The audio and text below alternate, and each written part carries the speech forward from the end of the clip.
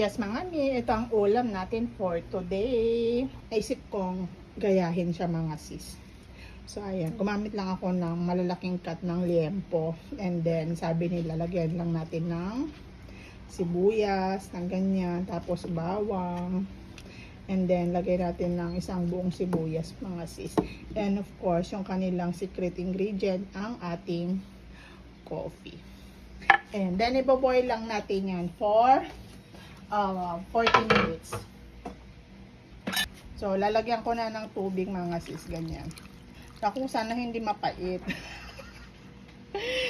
Hindi ako naparami ng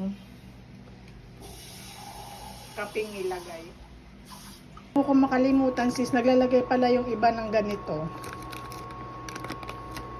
So, ilagay na lang natin mamaya. Ilagay na lang natin. Bahala na si Batman. Hopefully masarap siya. Tapos tikman natin mamaya kung anong lasa niya kasi first time kong gumamit ng coffee.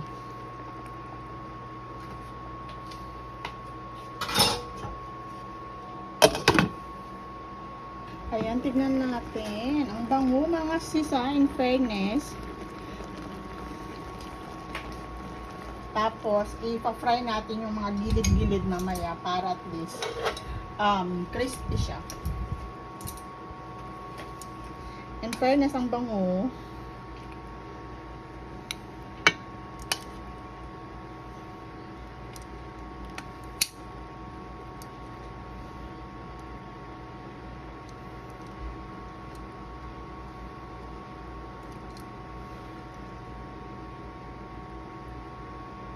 Tumalisis.